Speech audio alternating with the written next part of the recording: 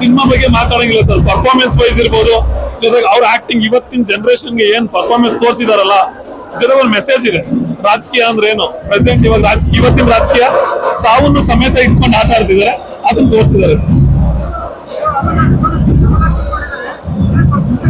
Sir mind ಸೈಕ್, ಆ ಒಂದ್ ಸೀನ್ಗೋಸ್ಕರ 10 ಸಲ ಸಿನಿಮಾ ನೋಡ್ಬೇಕು ಅನ್ನೋ ಫೀಲ್ ಆಗುತ್ತೆ. ಆ ಡಬಲ್ ಆಕ್ಟಿಂಗ್, ಒಬ್ರು ಎದುರುಗಡೆ ಒಬ್ರು ನಿಂತ್ಕೊಂಡಾಗ, ಅದ್ರಲ್ಲೂ ಇಬ್ರು ಒಂದೇ ತರ ಆಕ್ಟಿಂಗ್ ಮಾಡಿದಾಗ ಸರ್ ಕ್ಲಾಸು ಮಾಸಿಗೆ ಮಾಸ್ ಸರ್. ಇಬ್ರು ಲಾಸ್ಟಿಗೆ ಕ್ಲಾಸ್ ಟು ಮಾಸ್ ಇಬ್ರು ಕನ್ವರ್ಟ್ ಆಗ್ತಾರೆ.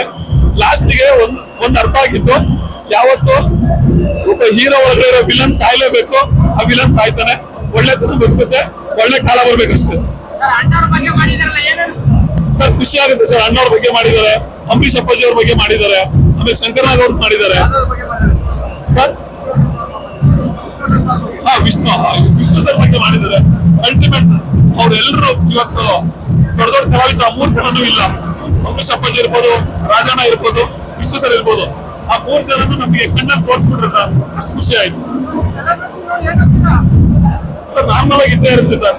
ಎಲ್ಲರೂ ದೇವ್ರ ಉತ್ಸವ ಮಾಡ್ತಾರೆ. ಇವತ್ತು ನಮ್ಗೆ ಇವರೇ ದೇವರು, ಅವ್ರು ಇಲ್ಲ, ಬಟ್ ತೇರ್ ಎಳಿತಾ ಇದೀವಿ, ಗರ್ಭಗುಡಿಲಿ ಅವರೆಲ್ಲ ಪೂಜೆ ಮಾಡ್ತಾ ಇದ್ವಿ, ಮಾಡೇ ಮಾಡ್ತೀವಿ. ಸರ್ ಅವರು ಎಲ್ಲೇ ಇದ್ರು ರಾಜನೇ, ಅವ್ರು ಏನ್ ಕೆಲಸ ಮಾಡಿದ್ರು ಎಲ್ಲಿದ್ರು ನಮ್ ಸಪೋರ್ಟ್ ಅಂತ ಇದ್ದೇ ಇರುತ್ತೆ, ಡೌಟೇ ಬೇಡ ಸರ್.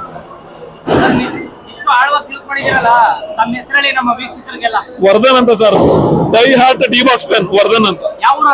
ಹಾಸನ ಸರ್. ಸರ್ ಇರೋದು ಬೆಂಗಳೂರಲ್ಲಿ